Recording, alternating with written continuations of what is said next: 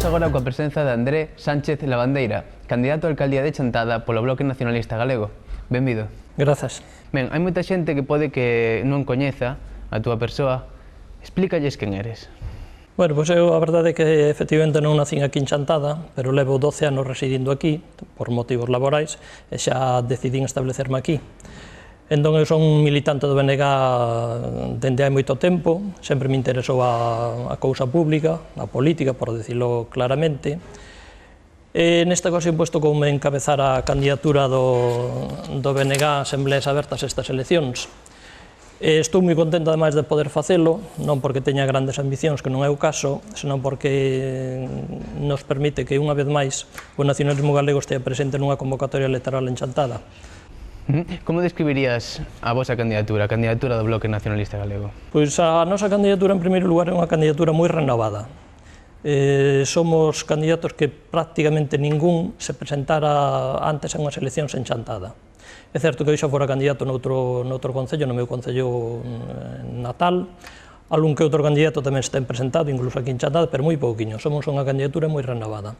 Estou moi contento con eles porque, efectivamente, somos xente, para empezar, honrada e traballadora, que se lle supón a todo o mundo, pero que, ademais, eu creo que representan moi ben sectores económicos fundamentais da vila de Chantada. Nós levamos varios gandeiros que representan o mundo rural, levamos xente que traballa en servizos públicos como educación e sanidade, que hoxe en día tamén están sendo moi cuestionados. Levamos algún xubilado, levamos algún comerciante, levamos xente que eu creo que representa ben o que é a sociedade chantadina. Que valoración faz da política que se ven facendo en Chantada durante os últimos anos? Home, nós, dentro do BNG Asembleas Abertas, facemos unha valoración negativa. Eu creo que se algo define o traballo dos gobernos que houve en Chantada nos últimos anos é a falta de iniciativa, que coincide ademais con unha época de crise económica, onde hai moita xente que o está facendo mal. Eu creo que era o momento de arriscar algo, de ter algunha idea, algunha proposta e algunha iniciativa dentro do goberno municipal. Eu creo que iso non foi así. Teño escoitado dicir ao actual alcalde, Manuel Varela, que a débeda municipal, que é moi grande, pois que impide levar adiante moitas obras, moitos investimentos, e iso é certo, pero tamén é certo que el foi alcalde durante a maior parte do tempo, nos últimos 15 ou 20 anos, e, polo tanto, el é o responsable desa débeda. Falta, por tanto, ser innovador, creativo. Sí, ao final eu creo que falta o proxecto. Saber que idea temos cada un de nós da Chantada que queremos no futuro. E cal é a Chantada que queredes desde o Bloque? Pois dentro do Bloque témolo perfectamente claro. Non quero dicir que vayamos conseguir en 2 días, nin sequera nunha legislatura, pero temos unha idea clara do que ten que ser Chantada. Porque, ademais, o BNG está gobernando en varios concellos máis, algúns moi semellantes a Chantada, e aí estáse levando á práctica ese proxecto. Nós pensamos que Chantada, para empezar, a vila é cabeceira da comarca, entón temos que fazer aí unha vila que sexa atractiva, que sexa agradable, que sexa bonita.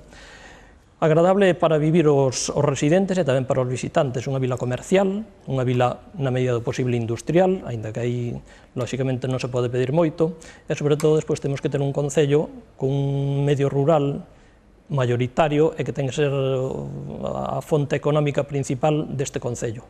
Cales dirías que son os principais problemas da vila? Da Chantada, do concello? Sí, os problemas nós vémolos en función da xente que o está pasando mal. Esos son os problemas, os que lle afectan á xente. Entón, desde ese punto de vista, o primeiro problema é evidente que son os 600 parados que hai, que é unha cantidade moi alta para un concello das dimensións de Chantada. E logo despois ainda hai xente que non aparece en ningunha estadística, porque se tivo que emigrar, por exemplo, e non están apuntados no paro, non figuran neses 600. Hai despois tamén os sectores económicos básicos, ou algúns deles, por exemplo, o sector lácteo, que está atravesando dificultades moi grandes. Temos o sector comercial tamén que ten bastantes comercios, bastante xente traballando aí, pero eu creo que con moi pouquiños ingresos, que non está soportando ben, como pasa en todas partes, a competencia das grandes superficies comerciais. E logo tamén hai outro problema do que a mí me gusta falar, que é o da xente nova. Eu traballo en contacto con coa mocidade.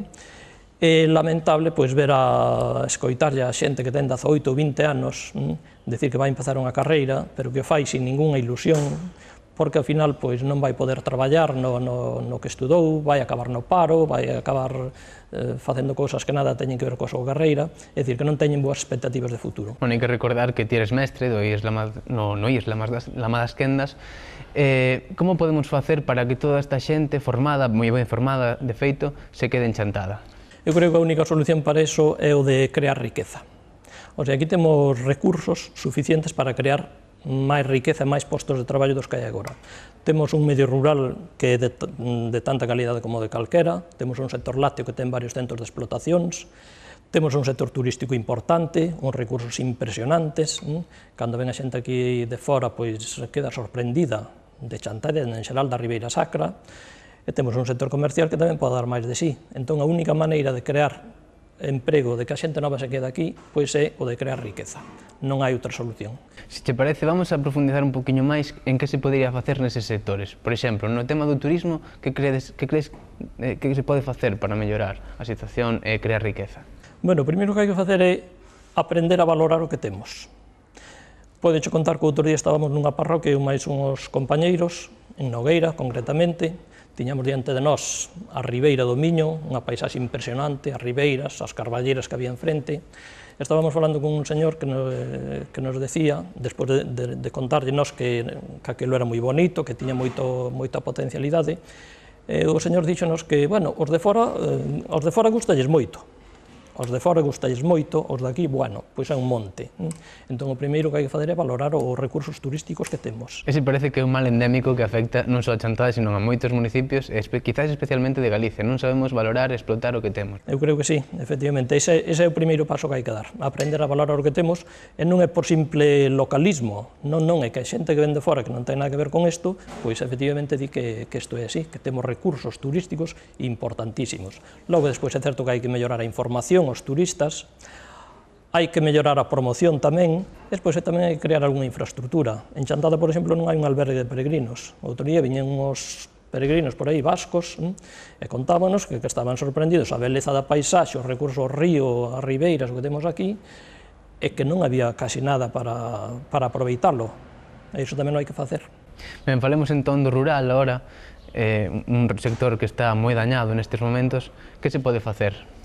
Sí, efectivamente, o sector rural en Chantada, en Galicia inteira, está nunha situación delicada. De feito, escoitaba outro día que quedan en Galicia 9.500 explotacións de leite. Cando se entrou no mercado común, no ano 86, pois había cerca de 90.000. E iso danos unha idea da desfeita que houve no mundo rural. O abandono do rural, a perda de poboación dos concellos do interior de Galicia, pois é consecuencia disto. Entón, a nosa proposta é que hai que transformar un pouco para empezar o modelo de explotación que temos aquí. Aquí durante moito tempo intentouse convencer aos gandeiros de que prácticamente tiñan que ser empresarios, producir moito, este modelo productivista, producir moito, non importa a que prezo, con investimentos moi fortes, instalacións moi caras, todo tipo de maquinaria, e iso pois non é moi viable. Nós pensamos ben en explotacións familiares, centrada na produción de calidade, a prezos competitivos, valorar tamén o produto tradicional, o sabor tradicional, e a partir de aí nós creemos que esas explotacións son rendibles. Logo, despois é certo que habría que transformalas, como xa se fai en algúns sectores. Aquí temos, por exemplo, o sector do viño, que efectivamente produce o viño, transforma e véndeo. Temos, por exemplo, o caso das mazáns, pois que efectivamente se producen, se transforman e se venden. E iso é un modelo a seguir. Bueno, varios candidatos xa falaron disto, da necesidade de crear unha industria transformadora que lle dé valor engadido ao produto. Pero eso necesita inversión. Estás de acordo? Sí, necesita inversión, pero non é para unha inversión inalcanzable. Por exemplo, en Chantada non hai unha queixería. En outros concellos de arredor, moi próximos a nós, sí que hai queixerías que ademais foron creadas por familias normais e correntes que non son millonarios. Tampouco se necesita... Falta, polo tanto, non sei, conciencia emprendedora, quizáis? Pode faltar, efectivamente, capacidade de emprendemento, pero tamén hai que ter en conta que temos unha cooperativa que nesta altura xa ten unha dimensión suficiente como para tomar a iniciativa neste sentido.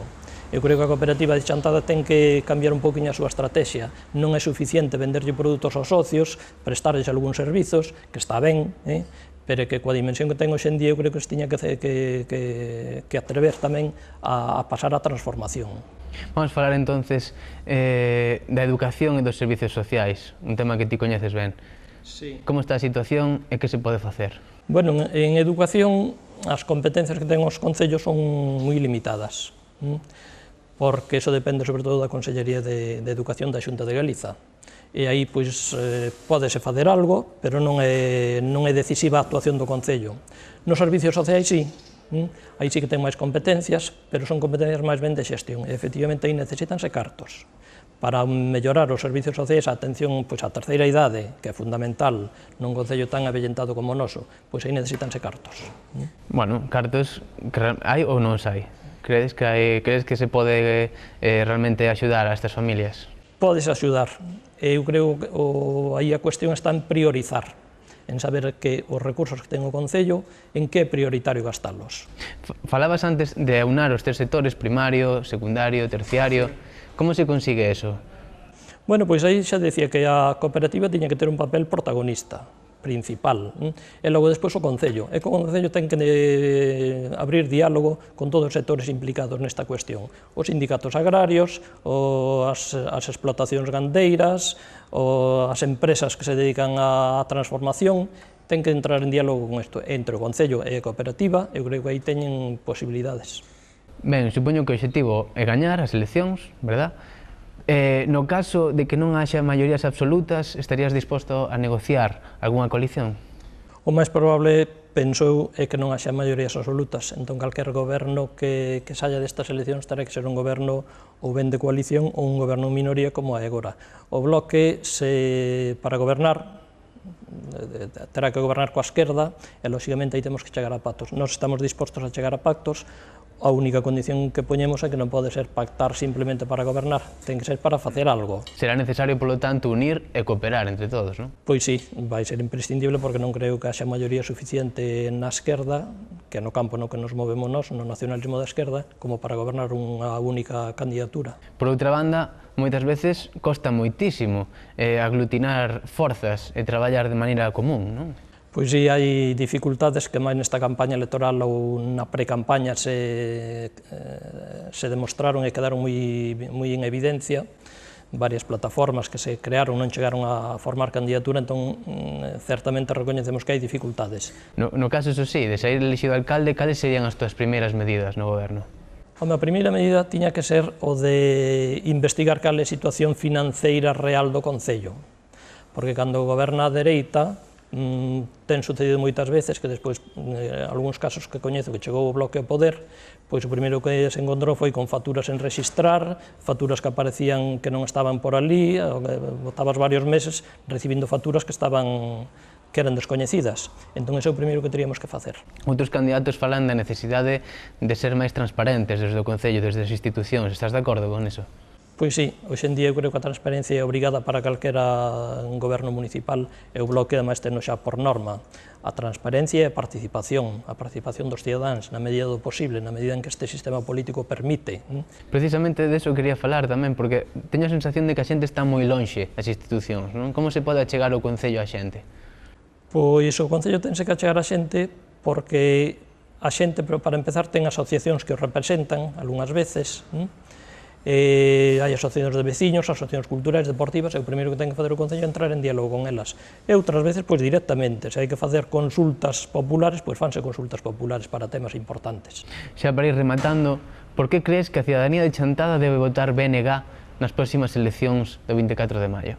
A razón principal que eu lles daría é que o Bloque ten un proxecto para Chantada, ten unha idea de como queremos Chantada, da que falaba antes. E, ademais, é unha idea que xa levamos á práctica noutros concellos e eu creo que con moito éxito. Cando pensamos en concellos ben gobernados, que son, non digo que exemplares, pero desde logo que están recibindo toda clase de recoñecementos, eu creo que son os nacionalistas, os do BNG. Entón, nós temos un proxecto e unha idea que está xa moi probada, moi comprobada, e que dá bo resultado. Que palabras usarías para definir esa idea? Pois eu, para empezar, diría que queremos un concello galego, productivo, ecolóxico, medioambientalmente sustentable e que teña futuro. Moi ben, pois con isto damos por rematada a entrevista. Moitísimas grazas pola túa presenza e esperamos que teñas moita sorte o próximo 24 de maio. A vos.